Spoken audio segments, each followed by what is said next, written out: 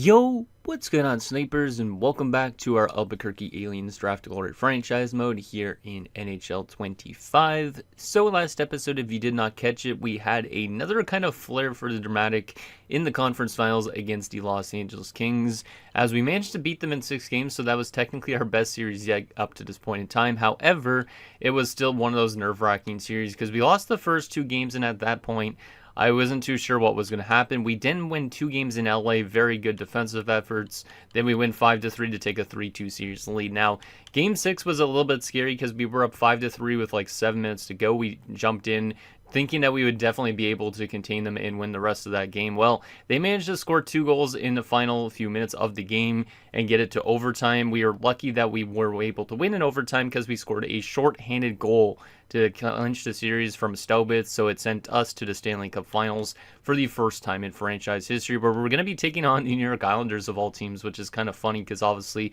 I'm doing an Islanders franchise mode as well this year, so wouldn't it be a little bit poetic if our first ever cup win came against an Islanders team in this series as well? But I will show you guys their lines again just in case you forgot. They're obviously a lot more different than my roster for my Islanders franchise mode that I have because obviously at the moment as of recording this, my Islanders franchise is in a rebuild state. But this is what the Islanders are looking like via the AI, so it's kind of an interesting build-up. They have been drafting kind of well over the last few years because they got Eakin, who I believe, was a 9th overall selection, so one of those elite players that are a good little steal. They also have Davis Boyce, who's only 20 years old, was the first overall pick only 3 years ago, so he hasn't got much experience yet. And then they also have Sean Like, who was also a number 2 pick only 4 years ago, so they have been drafting well, and they have a very solid top line because of that. Now, they don't have the best depth. That's the one thing that's a little bit of an issue for them. Like, down the middle, you can see to drop off from a 91 to an 83 is quite substantial. Then it goes down to 279s. So they don't really have the best center depth. Their right wing depth is also a little bit weak, but they do have some solid left wing depth, with Isaac Rosen being a third-line guy because he has been fantastic for them so far in the postseason. I'm assuming he gets a lot of power play time as well. And then from a defensive standpoint, you can see they kind of have a really cheesy defensive core, so this is where I'm a little bit scared that we might end up losing because they have like such a weak defensive core. Like, how does this defensive core get all the way to the Stanley Cup Finals? I honestly have no idea, but it's a bunch of guys that are pretty much listed, I think, as like top 6 demon. Like, the only one that should be listed as a top 4 is Dickinson. Anderson kind of as well, I guess, but I don't even know how he's listed as a top 4 when he's a 79. Same with Simon Edvinsson and all that, but it's still a very weak defensive core compared to some of the teams we've played before this. And then their goaltending has Bermanis and Medvedov, so they have an okay 1-2 punch, like an 83 and an 82 is not too bad, so they do have good goaltending, so that's a little bit scary that they could maybe oversimulate a bit on the defensive side of things. But I'm hoping that obviously we could find a way to get 4 more wins and get that first Stanley Cup, because this might be one of our best shots at winning one if we want to get one before the series decides to end.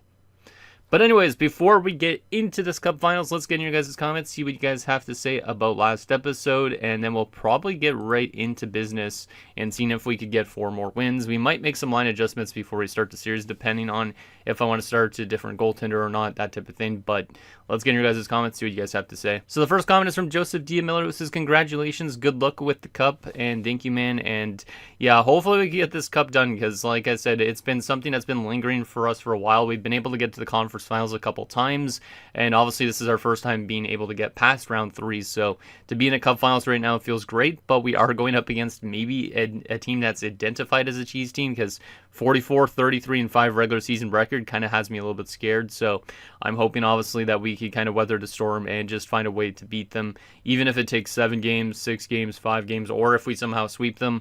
I'll take any wins possible. Next comment is from Ryan the Shark, who says, the Islanders are terrifying by how unassuming they look. And yeah, that's pretty much what it is. Like, they kind of they're like, you know, those there's those creatures that like puff up and make themselves look super big and scary, but in reality they aren't that scary. I don't know what type of creature it is, but there's definitely animals out there in the animal kingdom. Like, they just try to puff themselves up to make them look more scary than they actually are. So that's technically what the New York Islanders are. Like, they have a good top line and they have some okay pieces in their lineup, but their defensive core is nothing like to write home about. Their goaltending is pretty average, so definitely a lot scarier than they look, just because of that 44, 33, and 5 record. So, yeah, I'm not too sure if we're going to get cheesed in this round or if we're going to find a way to overcome that cheese. Next comment is from Caitlin Ingram, who says, Battle of the Franchise Modes. And yeah, that's basically what it is here. It's kind of funny that it has to be the Islanders that we played for our first ever Cup Finals. Like, I kind of wouldn't have it either on any other way. It's not like my Islanders series we're going to be able to take on the Albuquerque Aliens, unfortunately, in the finals. But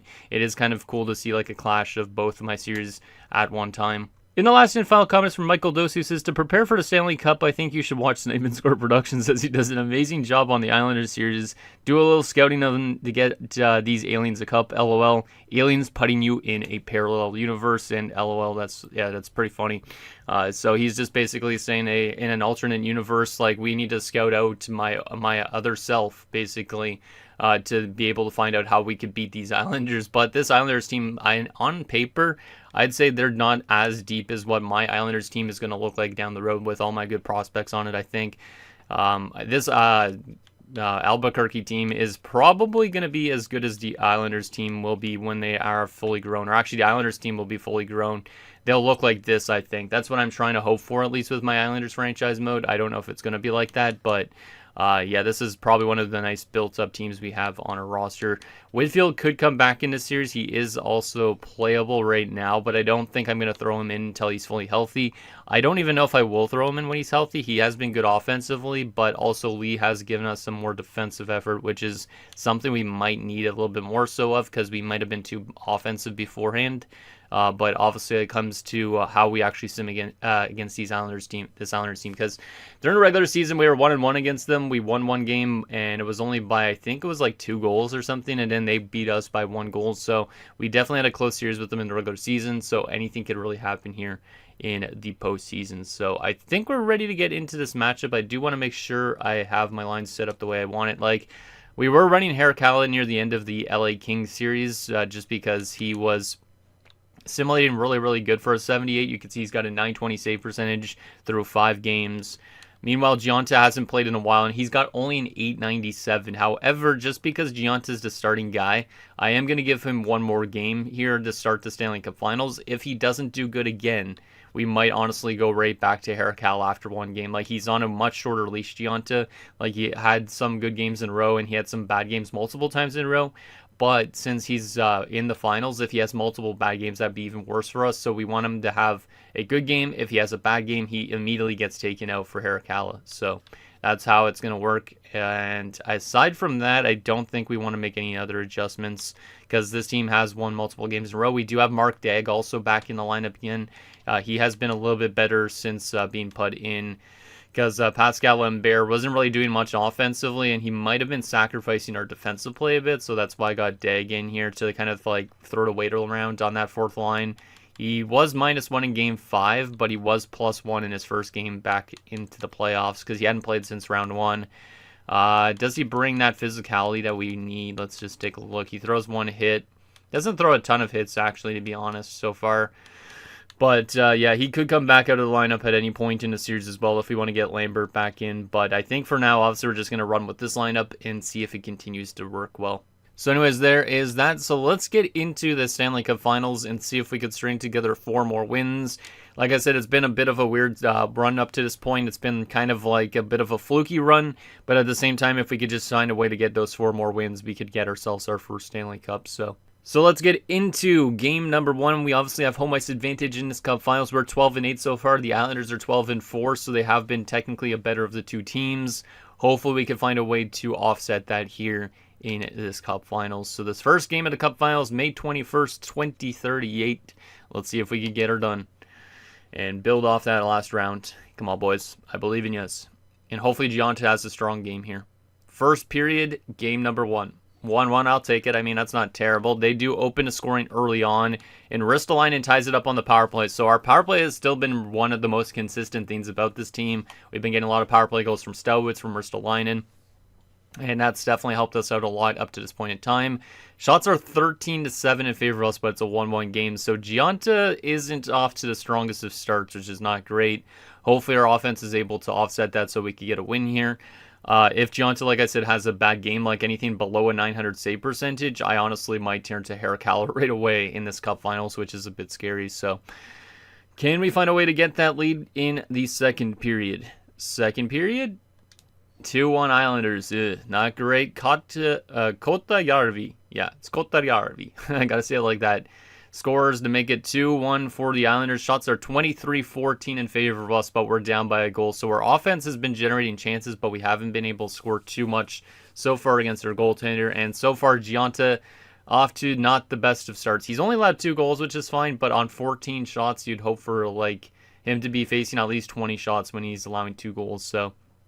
So far, not off to a strong start, which means there is a chance that Harakala comes in for next game. So, can we find a way to have a strong third period here? We've had some strong third periods before in this run. Can we find a way to tie this game up and get it to at least an overtime and then find a way to maybe win this one as well? Let's see what happens in period 3. Come on, boys. Let's tie her up. Let's tie it up. I know Staubitz has a lot more game-winning goals in him. He had a fantastic last round. I know he could build off that. In the Stanley Cup Finals, he's the clutch man himself. Can we find a way to get that second goal to tie this one up? There's still 5 minutes to go, boys. There's a lot of time on the clock. You could do this. You could do this. I believe in you. And no, unfortunately, we're going to lose 2-1 despite outshooting him 35-19. So we just got completely goalied in that first game, which is not great. I do like that we generated a lot of chances, but the fact that they won with only 19 shots on goal is not looking good. So Ristolainen from Noreen and Kolarz was our only goal, and it was a power play marker. So we need to find a way to get 5-on-5 offense as well, because our power play has definitely been our best thing offensively so far. And yeah, an 895 from Gionta. I don't know if that's something that's warranted keeping him in net. I might honestly go back to Harakala for the next game. You know, that wasn't a terrible game. It just, But yeah, there's the 3 stars. We might need to make some offensive adjustments as well, because like I said, the power play has been cooking. 5-on-5, it hasn't been as crazy. It has been good, I guess, in some games, but it's usually been our power play. I feel like that's been the best thing. So Whitfield is back. I could throw him into the lineup to generate some more offense for our team. So that's probably what we'll look to do for one of the adjustments. But yeah, losing our first game on home ice isn't good, because now we need to win a game in New York for sure as well. So I'm trying to think of what I want to do. Capaduca has 5 goals, 6 assists on there. Delisle's been kind of better, so maybe I'll get Delisle into the top 6. Capaduca could be down. Aside from that, I mean, I could swap sides for Capaduca and Doig if I want to. Dag is still -3. I could take Dag back out, but I don't think I'm going to do that just yet. And then from a defensive standpoint, Lee was minus last game, I guess. Yeah, he was. I'm going to take Lee back out here. And we are going to throw back in Whitfield. And I'm going to go with Whitfield back on that top pairing, I think. Hurd and Mahalik didn't work well together before, but since then Mahalik's learned to play a bit better defensively. So we'll go with that. And having Whitfield back in maybe gives us a bit more offense, considering he had 9 points in 18 games. So really hoping for Whitfield to break out here in this next game. Gionta still not doing as good as I'd like, so I'm going to go to Harakala for next game. That might be a terrible call, but Harakala, to me, has been the better of the two. He obviously had some tough games against LA as well. Like you can see the 800 save percentage and the 897. But his first 3 games, he had a 960 save percentage plus. So if he could get back to that, I will be very happy. So we will start him for this game. If he plays bad, maybe we go right back to Gionta, kind of alternate between the two guys until one of them starts to heat up. But we definitely need to win this next game, because we don't want to do what we did with the LA Kings series, which is lose the first 2 games on home ice and then have to win both games on the road, because that would be a tight spot for our team going forward. So let's keep the rest of the team the same and see if we could tie the series up. If we could tie the series up, then we just need to find a way to win at least one of the 2 games in New York to offset it. So let's see what happens game 2 on home ice. Can we get a good response from our offense? And can we get some good goaltending here from Harakala? It was not great so far. First goal, first shot. And let's see what happens in the first period. 2-2. Okay, so they did score early on, which did not look promising. Ristolainen and Kim score, so we had our first lead of the series. Literally a minute later, though, Light ties it up at 2. They're outshooting us 12-11, so not a good start for both teams' goaltenders. Shots are pretty even, goals are even. Really even start, basically, to this game. I do like that our offense was able to score 2 goals already in the first period, though, because obviously last game we only scored 1 altogether, so hopefully that means our offense is going to find ways to score more, and hopefully we could find that goaltending a bit better in the second period, because so far the goaltending hasn't been there in this series. Can we find a way to get that lead back in the second period? Second period? 3-2 Islanders, oh boy. Booth scores a late one on Harakala. Shots are pretty even again still, 21-20 in favor of them, and it's a 3-2 lead for them as well. So it's pretty similar to last game where we were trailing by 1 goal going into third. We need to have a big third period here, boys. We need to generate more chances, and we need to find a way to tie this one up. And if we lose both these games on home ice, I am a little bit scared that we might end up getting that sweep that I was mentioning about in the Stanley Cup Finals, because usually when you go do a lot of late series in like the first 3 rounds, it seems like the Stanley Cup Finals results in a sweep or something. It's a quick series regardless, so we need to find a way to win this one in this third period. So who wants to be the guy to step up? We haven't seen a goal from Staubitz yet so far, which is not great. If he takes time off, then basically our offense declines, so can we find a way to tie this game up in the third period? Who wants to be that guy for us? Come on, boys. Hey, Doig scores. That's a nice goal to get. Power play for us. We don't score on it. Penalty kill. We killed off. Penalty kill again. Stop taking penalties in the third period, boys. We got to be disciplined. I don't know if that's Dag that's doing that, but somebody is. And Rasmussen gives them back to lead, and Eakin scores literally 20 seconds later. Friggin' Christ, man. It looked like it was going to at least go to overtime in this game. But unfortunately, those 2 quick goals are the ones that make us lose it. We outshot them 31-30, so we had a better third period in terms of generating chances. But those 2 quick goals have made us trailing this series now by 2 games, which means we need to win 2 games in New York, just like we did against LA, if we want to have a chance in the series. Ristolainen from Kolarz and Staubitz, Kim from Peterson and Delisle, Doig from Kapaduka and Cashman. God damn it, man.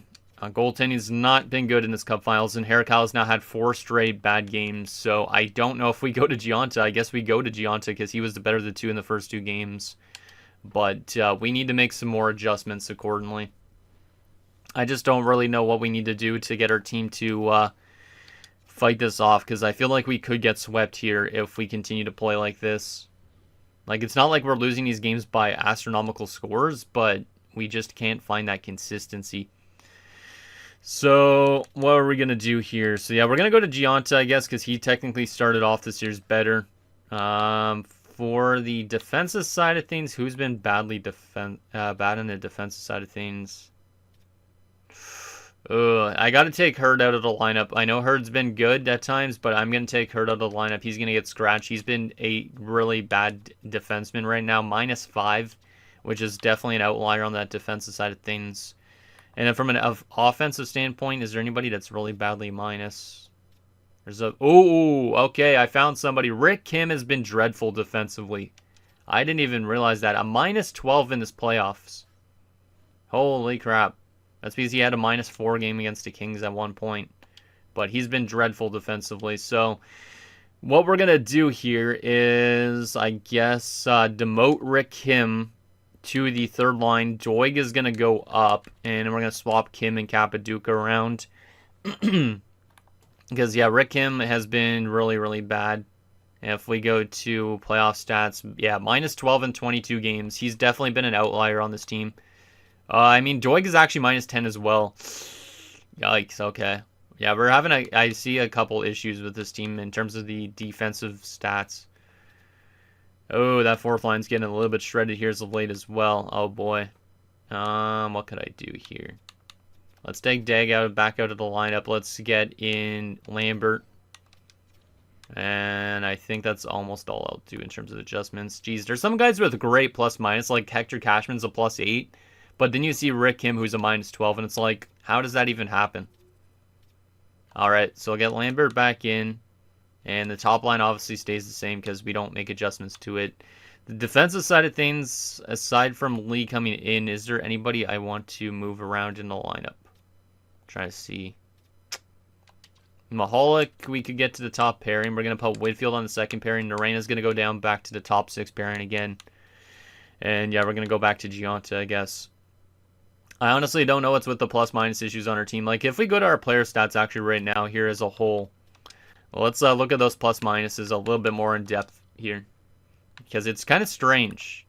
Because how do you have a guy that's like guys that are +8, and then you have two guys that are -10 and -12, and then you have obviously Hurd who is -5, a couple guys that are -3. But how has Doig and Kim been out there for that much goals against? Especially Doig, because he's got 22 penalty minutes, so he's been in the box a fair amount too. Yet he's also been very bad in the plus-minus department. We might be a bit too aggressive of a team, like we might be taking too much penalties, because Ristolainen's up to 35 penalty minutes, Doig's on 22, Peterson's on 21, Stelwitz is on 20, and then Bell's on 19. So yeah, maybe we're just taking too much penalties in this playoff run, and that's been a major problem with the team. It won't affect the plus-minus, though, is the thing. So I am kind of confused on that a little bit.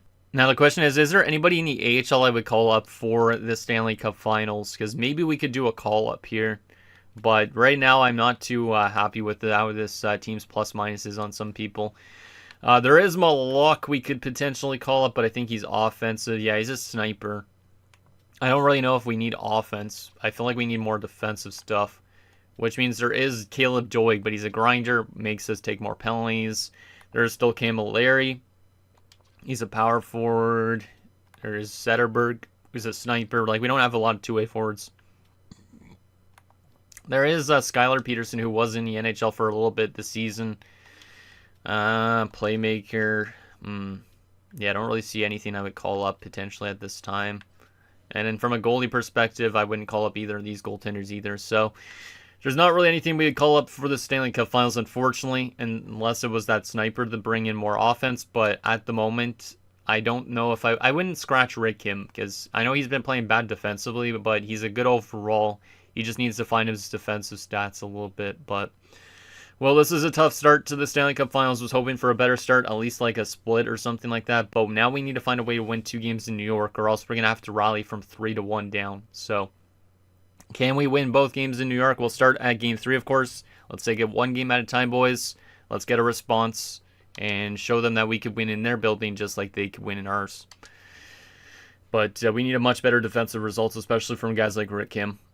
First period, game number 3.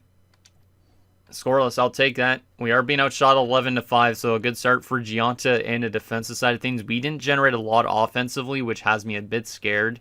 Because, like I said, I need our offense to be consistent, which it hasn't been so far as well in this conference finals, or Stanley Cup Finals, I should say. Goddamn. Yeah, we definitely need to find a way to respond here in the second period and find a way to get that lead going into the third. Because if we keep on trailing going into the third, it's going to be really tough for us to come back in games. So here we go. Second period. Can we find a way to get more shots on goal and potentially a lead? 1-0 us. Okay, we have our first lead going into the third period. That's a good sign, but it's only by 1 goal. Shots are 27-16 in favor of the Islanders. So far, good game for Giunta. Our offense hasn't generated a ton of chances, which has me scared. We need to generate more chances in this third period and find a way to get an insurance marker, because we know the Islanders could score goals. We need to keep them off the score sheet. Let's see if we could do that for 20 more minutes. Come on, boys. Let's get her done. Let's get some insurance. Get some insurance. Hey, Lambert gets thrown back into the lineup and scores a huge goal to put us up by a pair of goals. That's a huge goal at this point in the game. Can we hold them off the rest of the way here? Giunta might be having a career best playoff game, and we are going to hold them off and shut them out 2-0. That's a great game. I don't need our offense to do anything super crazy, but to be able to shut them out in a game, that is a huge game from Giunta and our defensive side of things. We got outshot 35-29, but we end up winning 2-0. So a very big shutout win for Giunta, who might have redeemed himself as the starter here in the Stanley Cup Finals. So Peterson from Delisle and Lambert from Kim. So good to see Kim as a plus player in it for a game for a change. And then we also had Mahalik and Bell was a good pairing, apparently. Those two guys work well together. They were +2 each, getting 25+ minutes. And Giunta, 35 saves. Let's go. 3 stars of the game. Giunta, the first star. Bermanis for them. And Peterson, the third star. Okay. So we're back into the series. We're down 2-1 now. Obviously, last time when we played the LA Kings, we were down 2-0 as well, and then we won 2 games on the road. So hoping for that exact same result here if possible, because if we win here, we have a tie series heading back home. If we lose this, we're going to need to win 3 straight. So we're not out of the woods just yet. We need to find a way to be consistent and win multiple games in a row again.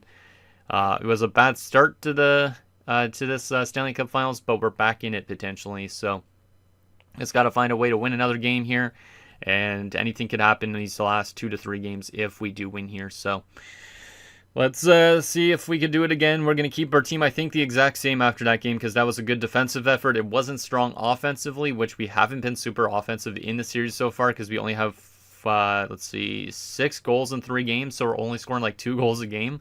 But if we're able to escape with wins like that, I will definitely take them over scoring 5+ goals. So can we be consistent and get this going again in Game 4? Can we win on the road again and tie the series headed home? Come on, boys. I believe in yes. Just keep it rolling, play good defensively, and hopefully Gionta plays good like he did last game as well. First period, game number 4. 2 on us. Okay, that's a good start offensively. Ristolainen on the power play. Kotarjärvi for them scores, and then Stelbitz scores for us to give us the lead. So good to see the 2 top players in the roster, Stelbitz and Ristolainen, scoring goals. Not good to see Kotarjärvi scoring. I like saying his name like I'm a Finnish person, but I'm not. Shots are 12-12, so pretty even first period in terms of chances and goals. Can we find a way to make sure this lead stays intact going into the third? Second period. 3-2. Okay, we do still have the lead. They did tie it up on a power play goal, but Ristolainen gets a power play goal back again, and we have that lead going into the third. It's good to see our power play being consistent. That's one thing that has been consistent on this roster, because sometimes you get bad defensive results, bad goaltending, bad offense, but the power play has been one thing that seems to strike almost every single game. Shots are 24-24. It's a 3-2 lead for us, so very even game still up to this point in time. Can we hold them off for 20 more minutes and tie the series up at 2? Come on, boys. Do what you did last game. Play good defensively in the third, get good goaltending results, and maybe find an insurance marker. Can we hold them off? Come on, boys. This is so nerve-wracking in these type of moments. Final 5 minutes of the third period, still up by 1 goal. Can we hold them off? Come on, you got this, boys. Let's go, Capaduca, the insurance marker. That's huge. And we're going to win 4-2. We take both games in New York after they took both of our games. So we did exactly what we did in the LA Kings series, where we were down 2-0 based on home losses, and then we won 2 road games. That's a great response from this team, and it makes it a best 2 of 3 in these last little bits of the series. So Ristolainen from Kim and Stelbitz, Stelbitz from Kolars, Risto from Kim and Doig, and Capaduca from Cashman and Kim. Let's freaking go. So his line adjustments might have helped things, taking Hurt out of the lineup and all that. Kim had 3 assists in that game, so he's starting to find himself. He is a +1. He hasn't been bad offensively. It's just been that plus-minus is never super good. So he's probably picking up a lot of power play points or something like that too. But huge game for a lot of our top guys. And a 939 from Gionta. So Gionta has found himself again these last 2 games, which has also been a big factor. So Ristolainen first star, Stelbitz second star, Gionta the third star. So maybe Gionta has finally resurrected his career. I know he is a pending free agent at the end of the season, so this is a big spot for him. Obviously, he wants to probably get paid this offseason, so he wants to definitely find a way to try and get this team a Stanley Cup. So great response. We've only allowed 2 goals in our last 2 games, and we've scored 6 goals. So now we have a chance to take our first lead of the series. It could be the home ice trend, so we could potentially lose this one, but then win the next game and then win in Game 7. But it also could be one of these series, just like the King series, where we end up winning 4 straight games to close it out. So I think we got to keep the team the same, to be honest, because it's been simulating good with these new adjustments. Yeah, even though Hurd's been scratched, I think it's for the best based on the plus-minus, and it has been playing pretty good, it looks like, as of late. Like, if we go to the plus-minus on... If we go to the defensive core for a second here, I'm kind of curious on how good the defensive core has been the last 2 games in terms of plus-minus. It's probably been pretty solid, but then again, we've been getting power play goals. So if we look at, like, Bell, for instance, he's been a +4 the last 2 games. Before that, when Hurd was all the way... Actually, Whitfield was on that pair, and he was a -1, a -1. So, yeah, he was off to a rough start, but the last 2 games, he's been great defensively. Mahalik has been fantastic when he's on that top pairing in terms of plus-minus. And we have like Tulipov, who's still minus, but that's okay. Whitfield's only a +1. Lee hasn't been plus yet. He was a -1 actually last game, surprisingly. He is dropping off due to morale. Narena being on the top 6 pairing might be for the best. Like, I know he's a great offensive defenseman. He gets power play time and all that, but he has been a defensive liability at times too. So maybe giving him a little bit more sheltered ice time 5-on-5 is what we want to do going forward. All right, so we were down 2-0, and now it's a 2-2 series. Let's keep the team the same and hope that Gionta could give us 3 really good efforts in a row and give us our first lead at this Cup Finals. Let's get going in Game 5. See if we can take our first lead. Come on, boys. Let's keep it rolling. Let's find a way to win on home ice because we've not been a good home team so far in this playoffs. Like, I'm pretty sure our home record is kind of close to like 500 or below. And then our road record has probably been a lot better. So, can we find a way to win here in our home building and give ourselves our first series lead? First period, Game 5. 1-1, I'll take it. That's a better period, I would say. Doig opens the scoring. Boyce ties it up late, which is not great. Shots are 11-8 in favor of us, so not the strongest start in terms of goaltending, but hopefully Gionta could find himself in the second period again and kind of keep us for him not running away with this game, getting ran over basically in this game. So can we find a way to get that lead back in the second period and give us ourselves a chance in the third? Second period? 4-3 Islanders. Yikes. Okay, so Gionta's still inconsistent, which I don't really like. McLaren scores 2 goals for them. Very quick goals, of course, because he's a McLaren. Delisle then scores, and Hennessy scores for us to tie it up. However, gives them back the lead with 3:23 left. Shots are 21-19 in favor of us, so we've allowed 4 goals on 19 shots, so I wish I could find consistency in that from Gionta. Like, he's been great in some games. Other games, he's been absolutely trash. So, we are still in this game. We're only down by a goal. Shots are pretty even. So, can we find a way to come back from behind in this third period? We've come back from behind in the series so far in terms of winning games. Now, can we have a third period where we could score a goal to tie it up and potentially grab that lead as well? Who wants to be the hero? Who hasn't scored tonight? Let's see. Doig has scored.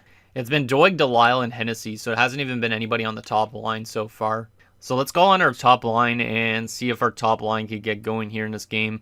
So far, not a great defensive effort, not great goaltending, so we need that offense, basically, that we've been getting so far. Let's see what happens in period 3. Come on, guys, let's tie this up immediately if we can. Let's tie it up immediately. I know we can come back in this game. I know we can. We got the offensive touches. Connor Geekie makes it a 2-goal lead for the Islanders. That's not great. That's not great. And Ryopel makes it 6-3. God damn it, man. We're going to be trailing going into Game 6. Oh, boy. A little bit of a collapse in the third period. 7-3. Ryopel had the score of 15 seconds left. That's a little bit of a douche move. But Gionta allows 7 goals on 31 shots after he had 2 straight great games. I wish he was more consistent because maybe we could have won there, but we do lose another home game. Our fans are probably going to a little bit restless with those games, but Doig from Delisle and Narena. We had Delisle from Whitfield and Peterson, Hennessy from Narena and Lambert. But yeah, they score 4 more goals after that. God damn. And if we look at the plus minus, -4 from Risto. No, not Risto. -3 from Whitfield, Capaduke, and Cashman. -3 from Kim. Rick Kim has been absolutely dreadful defensively. God damn. And somehow Peterson was a +2 in that game. And a 774 from Gionta. Like, how does he go from 2 great games to a 774? That's actually insane. Well, their top line and top guys took over in that one. So, yeah, we need to find a way to win in another game in New York if we want to get to a Game 7. Our home record has been absolutely dreadful so far, so I feel more safer going onto the road. But at the same time, it is definitely tough to win on the road. Do we want to make any adjustments after that loss? Because that was quite substantial. Obviously, we know Ristolainen had a bad plus-minus. He's an even 0 now. Looking at these plus-minuses, -10 still from Doig. But look at Rick Kim, -13. God damn, man. I don't even know how to get him from not playing that bad defensively. Like, I don't want to play him on the 4th line. Oh, man. I can't put Doig and Kim on the same line because it'll also be really bad.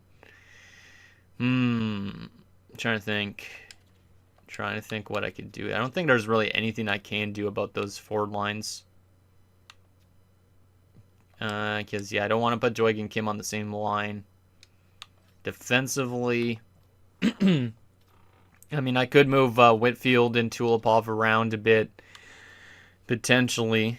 Let's go with Tulipov on the top 6, but that doesn't work well with Narena, so if I go Narena back to the top pairing, there we go. Maybe that would work, something like that. I honestly don't even know at this stage. And then, yeah, Gianta's up to an 899, so he has improved in the series, but he's had some rough games too. Harakala, we could go back to him, but he's now down to a 904. I don't think it's the right move to go back to him at this point. I could get Zach Hurd back in the lineup, but I don't know about that either. I'll take a look at these other plus minuses. Lambert's been great plus minus wise, so he's got to stay in. Capaduca's a -3. I think I got to keep the offense pretty much the same almost. Like, I could drop somebody down to a different line. Like, I could drop Kolars down potentially, but I don't know if that's the right call. Like, Kolars has been 19 points so far. The Lyle's been 17 points. It's not a huge drop-off. The Lyle is a sniper just like... Actually, that would be a sniper, two-way forward, and a power forward. There'd be no playmaker on that line. Yeah, I think I got to keep the Lyle on the second line. The Lyle hasn't been a defensive issue anyways. Oh, boy. I don't know what's our problem. I don't know if it's our penalty kill. Let me take a look at our stats here. We're first on power play percentage still in this playoffs. We're fourth on the penalty kill. It's like not like the penalty kill's been bad. We do have the 5th most goals against. Like, our goals against is quite high. Our offense has also fallen off a bit. I don't know if there's anything I could really do, to be honest. I just got to hope for a strong game from Gianta here, and then hopefully he could have a strong game in Game 7 as well, if we get there. So, this is a tough one, but Game 6 of the Stanley Cup Finals, we got to get into this and do a real-time simulation. Can we fight off elimination again, basically, and get ourselves to a Game 7? We've done this in round 1 where we had this type of scenario because we went to overtime in Game 6 to keep our season alive, and then we went to Game 7 and won Game 7 against Chicago.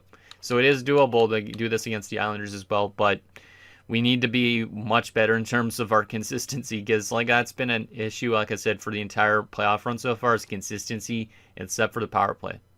So here we go. It's do or die. We need to fight to survive another day. Can we do it? Let's get some good efforts from a lot of players on our team here and see if we could get to Game 7. Come on. I believe in you, boys. It's been a good run so far. Just got to keep it up somehow. Capaduca scores on the power play to start the game. That's a good sign that our power play is off to a good start again.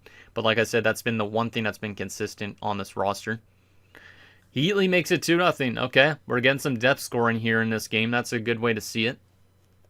Hopefully, if we do find a way to win Game 7, if it goes to a Game 7 on home ice, at least that would make up for all the losses we've had on home ice this entire playoff run. But we got to string together 2 good games in a row, which is something that's kind of hard to do at times.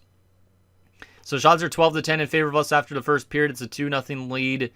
Can we add some insurance and get some good goaltending in the second period to keep up this lead? Come on, boys. Power play for us. Our power play has been hot so far, but it doesn't score there. I don't even know how our power play has been simulating so good in this playoff. Says Boyce makes it a 1-goal game. Not great, but we are still leading. Penalty kill. Don't take penalties, boys. We need to be disciplined. We got to be disciplined. And there's a big insurance marker from the guy that's just been put in the lineup the last few games. Lambert makes it 3-1. Huge goals from Lambert in this series so far. Shots are 26-20 in favor of us. We're up by a pair of goals now. The question is, can we contain them for 20 more minutes and get this to a Game 7 where anything could potentially happen? Come on, boys. I believe in you. Just got to hold them off for 20 more minutes. Just be disciplined, play great defensive effort, play good in net, and we could win this game. So let's see what happens. Third period. Come on, boys. I believe in yes. Oh, boy. And Rasmussen makes it a 1-goal game. Again, not great. Come on, boys. You could hold them off. You got the goaltending to do so. Power play for us again. We do not score on that one. did take some time off the clock. Kolars with a huge goal. He's more of a playmaker, but that's a massive goal in this time. And Staubitz, the captain, comes through too. And Lee will score 14 seconds left. So they added insult to injury last game. We just did so in this game. And we will be going to a Game 7 for the Stanley Cup. So it could be the home ice trend I was mentioning not too long ago, where basically the home team doesn't win till Game 7. If that's the case, we might win the cup here in Game 7. So Capaduca from Ristolainen and Kim, Heatley from Norena and Hennessy, Lambert from Heatley and Hennessy, Kolars from Ristolainen and Staubitz. Staubitz is 17th of the playoffs from Kolars and Whitfield, and Lee's first of the playoffs is from Kim and Cashman. But that was a great third period for our team. And great goaltending in this game as well. A lot of guys on 2 points in this game. We had 6 different guys on 2 points. A lot of guys on just 1 point as well. So that is what you want to see from the team offensively. There was some guys that were minus, but they were only -1, so not a huge issue there. And then from a goaltending perspective, Gionta was back to a strong game again. So he's been still wildly inconsistent. He's had 3 strong games, though, in his last 4. So he will definitely get the start in Game 7. He gets the start for sure the rest of the way. But he gets first star of the game. Staubitz the second star, and Heatley the third star. So Game 7. Interesting. This has been a really weird series so far because it's been back and forth pretty much. Like last game we allowed 7 goals. This time we allowed 2 goals and we scored 6. So like I don't even know really what to make of our team right now. 15-11.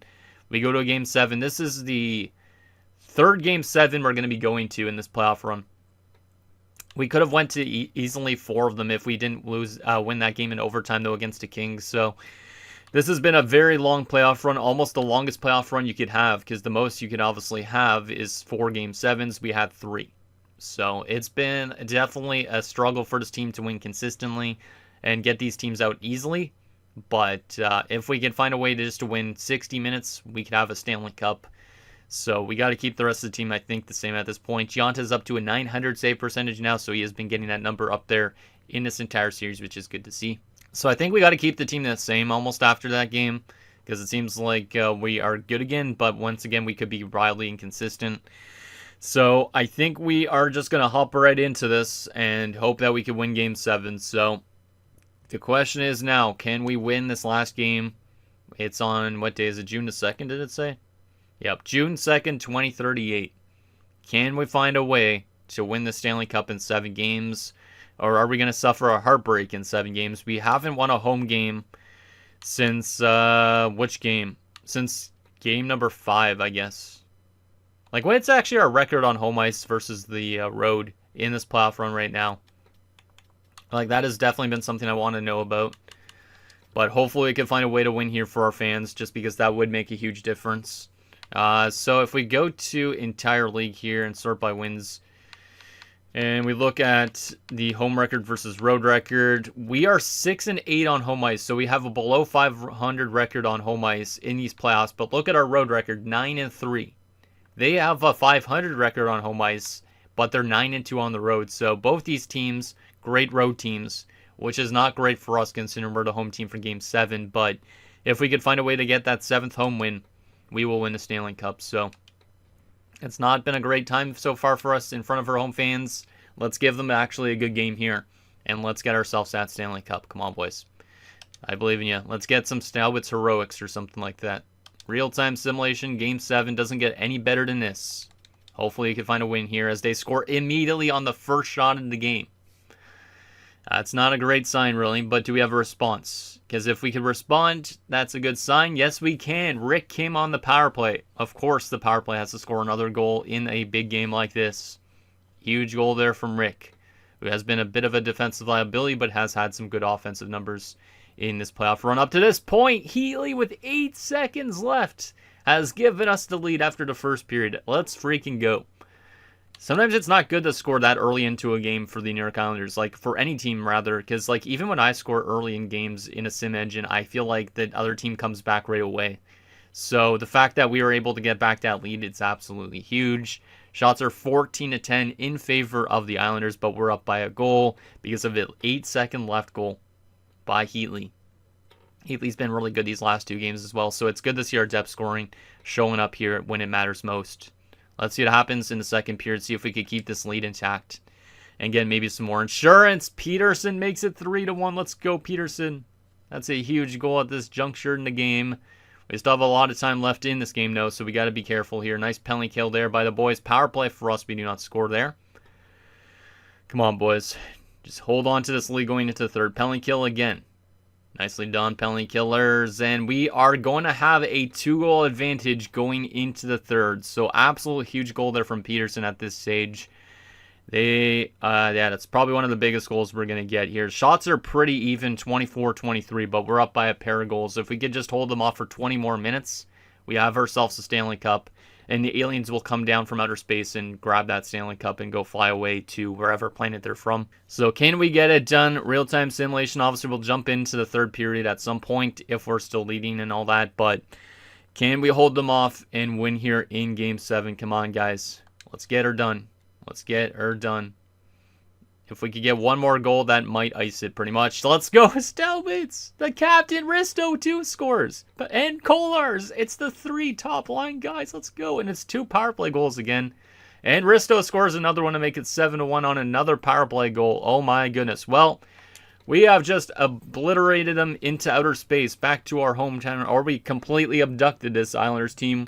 We are going to win our first Stanley Cup. We're jumping in already. It might be a bit early to jump in, but we're up by a ton of goals at this stage. So who gives a shit? We're definitely going to be wearing our black jerseys because those are easily the best jerseys on this team. So, holy crap. What a third period. Of course, it has to be our top line taking over in that period, but we're actually going to get it done this year.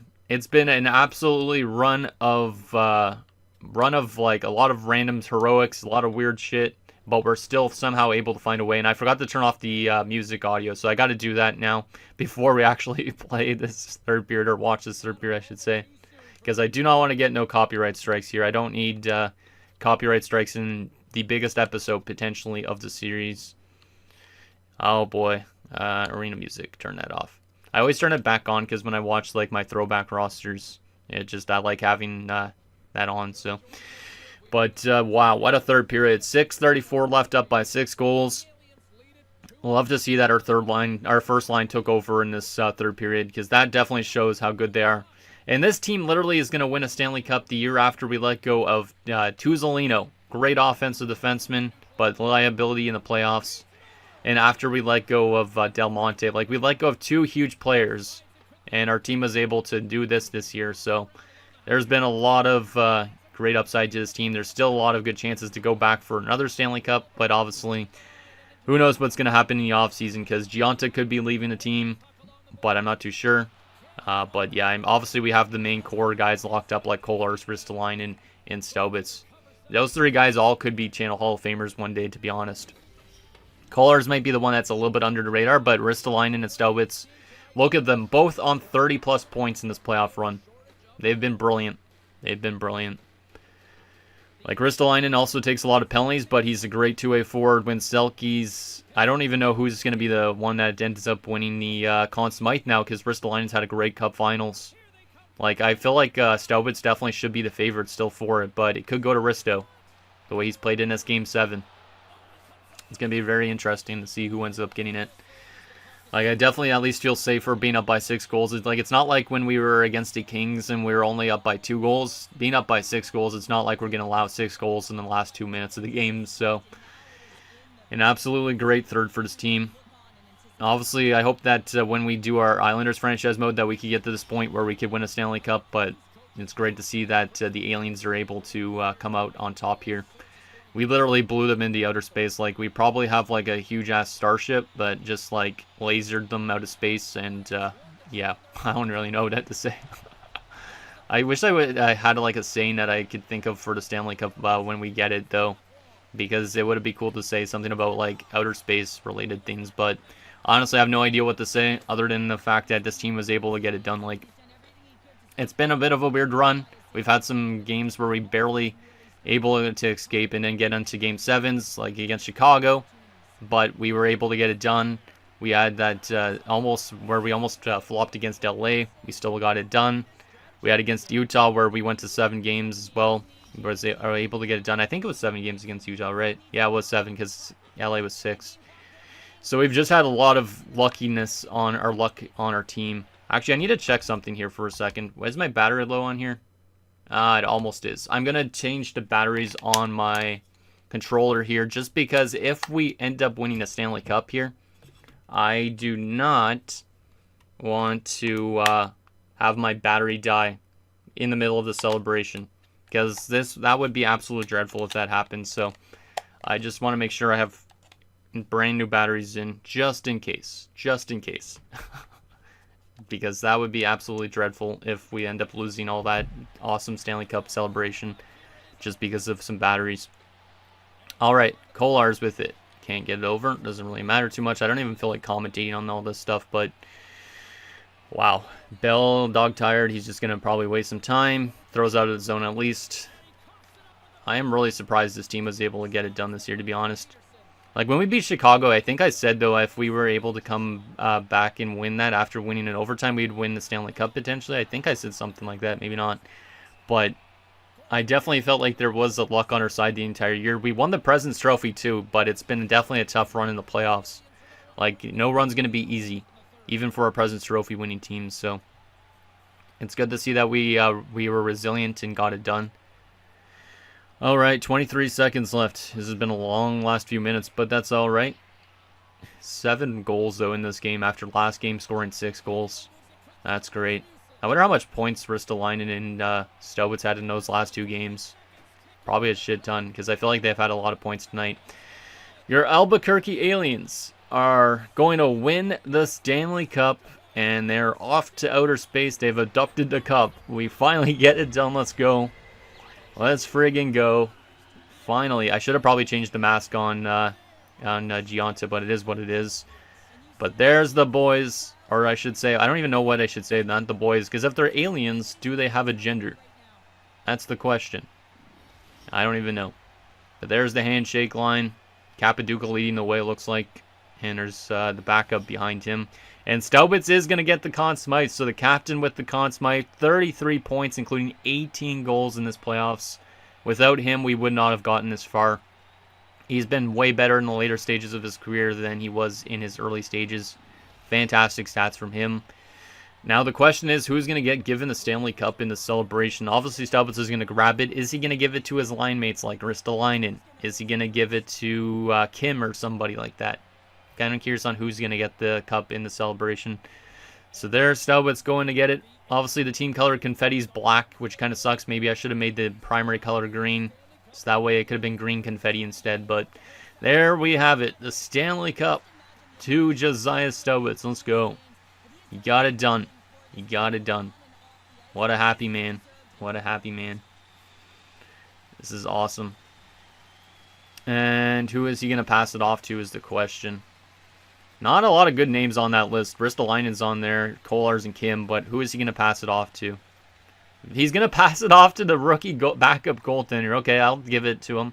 Eric Howell was pretty big in some key moments against like the LA Kings to get us back in the series, so I'll definitely take Eric Howell getting it. Not exactly who I would have passed it off to myself, but it is good to see Eric Howell with it because he definitely helped us in some key times when Gianta wasn't doing that well. Who is he going to pass it off to now? Because Gianta's there, Ristolainen's there. He's going to throw it to Carter Hennessy. Okay, well, that's an interesting one. Hennessy, he got called up for the playoffs, so I don't even know if he gets his name technically on the Stanley Cup, but he had a really good season, generated a lot of growth. We called him up for the playoffs specifically, so I don't think he played in the regular season, if I remember right. But, yeah, he came up here and did a really good job. He looks a lot older than he is actually supposed to be. And the last player to get the Stanley Cup in the celebration is going to be goaltender Jason Gianta, as expected. Very inconsistent goaltender, but he does get a Stanley Cup celebration, which is nice considering who knows if he's with us next season. But there he celebrates. Look at all that green in our arena as well. I forgot to say our arena's name is Arena 51 if you guys didn't even see that, but let's friggin' go. Celebrating with all these aliens in the crowd. There's no actual people out here, but this is a huge win for this team. And who knows, maybe we could go for more. We have time to go for another one. Oh boy, team photo always looks so good. Always looks so good. And that green just looks, I love our jersey so much. Let's freaking go. And of course we get all the names on the Stanley Cup here, which I probably should mute this portion. So let's just mute that part on my Elgato just for now.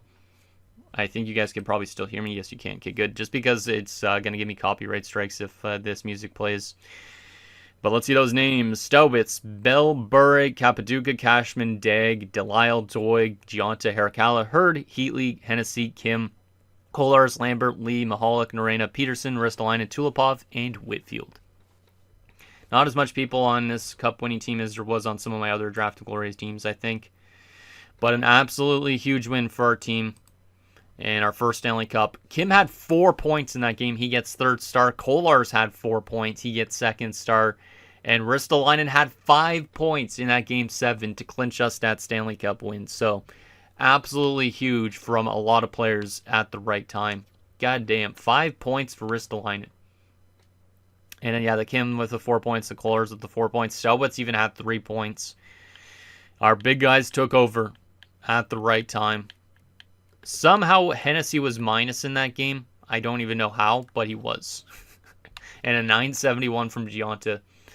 So yeah, Gionta was good in 4 of his last 5 games, so that's exactly what I want to see from him. Let's friggin' go. We should probably look at some of these guys on our roster here. I should probably remove my face again so you guys can see these a little bit more in depth, and maybe I could take some screenshots of some people on this team, but this team got it done.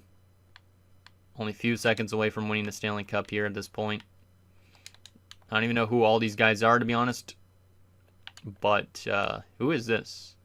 Oh, that's Whitfield, okay. It's too many names to remember. Who is this? 71. That is Delisle. We actually had a lot of rookie guys jump to our team this year, too, so that helped out a lot. There is Lee. Wow, he's got some interesting skates, like his laces on them. Okay, cool. And who is this? 34. That's probably Doig, right? I think that's Doig. Yeah, Doig. Thought so. So there is Doig. And of course, our big guys on the bench and all that stuff. So 48. Is 48 Kolars? I feel like it is. No. Bell. 37 is, let's just go like this away for a second. Arena. We had Mahalik. So all the defenders over there. Lambert. Kolars, Staubitz, and Hennessy. We have Heatley over there. We have Rick Kim, Cashman, Capaduca, and there's Ristolainen. Let's look at the big guys again here. Look at them all. Ristolainen there. Skim through this. Look at some of the beards on this team too. Love to see it. Oh, and there is Staubitz, and there is Kolars. Kolars' beard's kind of crazy, to be honest. But the youngster Hennessy being next to 2 legends like that, he's probably learning some good stuff. Yeah, these boys look awesome. A lot of good playoff beards. Nice little mustache from Harakala. It's kind of funny, though. So there is that. Let's friggin' go. Let's friggin' go. Okay. Well, let's wrap up the rest of the season, and then that'll be it for this episode at this point after that. But we'll probably get it simulated up to the draft still, I guess. Or maybe we'll do that in the next episode, just because this episode is running a little bit long. But let's take a look at our player stats. Obviously, wrap up the awards and all that stuff, too. But what a year. What a year. Was not the most perfect playoff run, but we got it done, and that's all that matters. 16-11, 27 games it took to win a Stanley Cup. We scored 99 goals this playoff run, 3.67 goals for per game. We allowed 81, so not the best defensive results, 3 goals against per game. A 33.3% power play is absolutely outrageous. 27 power play goals, which is like double what the Islanders had, and I believe they were the best after us in terms of goals for. And then penalty kill, ours was 85.9, so we had very good special teams this entire playoff run. All right, let's take a look at those player stats for this postseason. But what a year. What a year. Man, this is awesome. Ristolainen at 32 points in 27 games. 35 plenty minutes as well, which is actually kind of insane. But his last 2 games to win that Stanley Cup, he had 7 points in those last 2 games. So, Kari Ristolainen is definitely, I say, a first ballot Channel Hall of Famer. Had 4 of those points being on the power play last game too. So our power play might have carried our offense for the most part, but good stuff from Ristolainen. We have Rick Kim on the 23 points in 27 games, minus 12, which is not great, but he was good in terms of offense. In his stats the last 2 games, 4 points in his last game, 2 points in game 6. So he also had 6 points in the last 2 games. So yeah, a lot of our big guys stepped up in those last 2 games when we were down. Mauricio Peterson, 18 points in 27 games. We had Cashman on 15. We had Heatley on 9. Heatley was great on that bottom 6. Left wing side of things, we have Kolar's on 25 points in 27 games. His last 2 games, he had also 6 points. 2 goals and 4 assists, so he was brilliant. We have Delisle on 17 points. Really good rookie year for George Delisle. Like, during the regular season, he had 32 points, which is pretty solid. 17, though, in the playoffs is great. So, hopefully Delisle can build off that next season. Capaduca on 14 points. Lambert on 5 points. When he was in the lineup, he was good defensively on that 4th line. And then there's Dag with the 1 assist and a -3. Dag is also a pending free agent, I think, so I don't know if he'll come back. Right wing side of things, the captain, Josiah Staubitz, absolutely great playoffs. 18 goals, 33 points, +10, 7 power play goals, and 13 power play points in the playoffs. Outrageous. In his last 2 games, he had 5 points. Absolutely great stats from him. And then also against like the LA Kings near the late stages of the series, you could see when we were trailing, he was like, man, we need to find a way to win this round. So he had a total of 8 points in those last 3 games against the Kings. Like, he was absolutely outrageous and got it done for our team.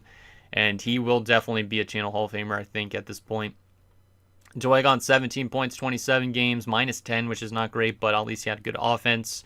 And then the youngster, Carter Hennessy, as I said, did not play a single game during the regular season, I think. Yeah, he was in the AHL for the entire season. We play him in the playoffs, and he had 10 points, which is pretty good. Only a -1 as well, so he wasn't bad offensively. He will be a full-time player with us next season for sure. From a defensive standpoint, Norena had 18 points in 27 games. Really good offensive numbers. It was only a +1, so a bit of a defensive liability, but was good at times. We had Whitfield on 11 points. We had Tulipov on 7.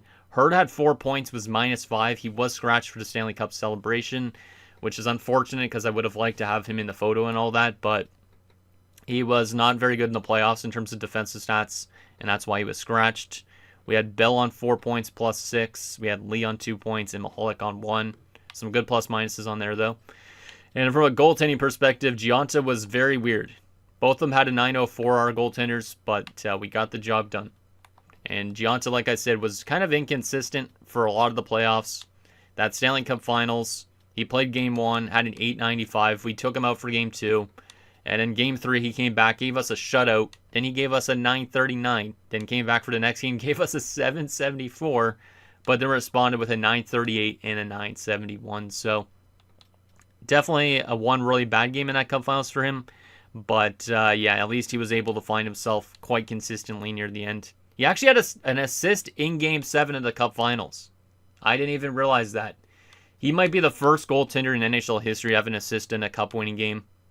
That's actually really sick. So shout out to him. I don't know which goal that was on. We should probably take a look at the box score to find out, because that would be kind of neat if it was like on the game-winning goal or something. So let's actually go to that and see. So if we go to all events here, Gionta's assist was on the game-winning goal. So is Gionta the first goalie to ever get an assist in the Cup Finals on a game-winning goal? I think so. And also the Cup-winning goal gets credited to that 8-second left goal from Heatley. So Heatley, a fourth-line guy, a Cup-winning goal, basically. That's awesome. And look at how our fourth line did in that our first line did in that third period. Absolutely insane. You had Staubitz from Ristolainen and Kolarz, Ristolainen from Staubitz and Kolarz, Kolarz from Ristolainen and Kim, and Ristolainen from Staubitz and Kim. Kind of crazy. That's a great game. Wow. Okay. Well, let's finally find out those awards. We'll also take a look at the contract situation, and then that'll be it for this episode. I won't probably advance to the retirements and stuff in this episode just because it'll probably take too long. But there it is. We have won the Stanley Cup. Texas wins the Calder Cup. So let's go to those awards. and see if there was any other awards for our team, which I think there was this season. So Albuquerque Stanley Cup champions. That looks great to see. Got to get a screenshot of that. Boom. Looks great. We also won the President's Trophy for the second time in the last 3 years, so that's also great news. We won the Clarence Campbell Bowl, of course, and the Islanders won the Prince of Wales. And there is an award for Staubitz, an Art Ross Trophy winner in his cup-winning season. Fantastic. He also wins the Hart. Let's go, Josiah. He is definitely the most valuable player, I think, to a team in the league. Roberts for Toronto wins the Norris. Iginla wins the Lady Byng. Chalmerson the Calder. Staubitz did win the Conn Smythe, as we saw. Kazanov for St. Louis, the Vezina Trophy, and the Jennings for the second consecutive year. Montoya wins the Masterton. New York Rangers coach wins the Jack Adams for the second consecutive season. Will Smith wins the Selke. Staubitz also won the Ted Lindsay this year, and Larmour and Staubitz will share the Maurice Richard.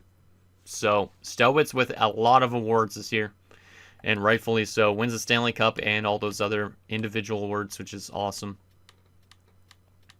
All right, so there is that. And if I go to our player stats now here, and you go to Staubitz, though, we'll look at all his awards in his cabinet. All these guys now will have a cup thing beside them, which is awesome. But look at this career now that Josiah Staubitz is starting to pick up. Unbelievable. 2 Richards, an Art Ross, a Lindsay, a Hart, a Conn Smythe, and a Stanley Cup win as well. Brilliant. But yeah, all these guys now have cup winning things next to them, which is awesome. So that way they could cement that cup win in their franchise history. I love it. Love it. Let's go. So pumped. All right, so there is that. Final few things we got to take a look at is the contract situation. I'll show you guys also the draft class, but that's what we'll do to wrap up this episode. So contract situation, who's expiring this offseason again? I will remove my face so you guys can actually see the contracts a bit. So Bell, pending UFA. I would love to bring him back because obviously he's a great DFD. He is trying to get paid a decent chunk, but we should be able to afford him, I would assume. There's also Peterson, who's a pending RFA. He's going to want way more money.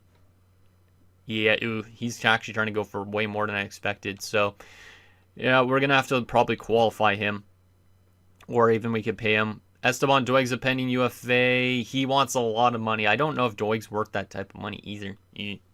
Cashman obviously could come back. Hurd could come back as their RFAs. Heatley's a pending UFA, but he's going to be dirt cheap to come back, I think. $2 million. That's still not too bad.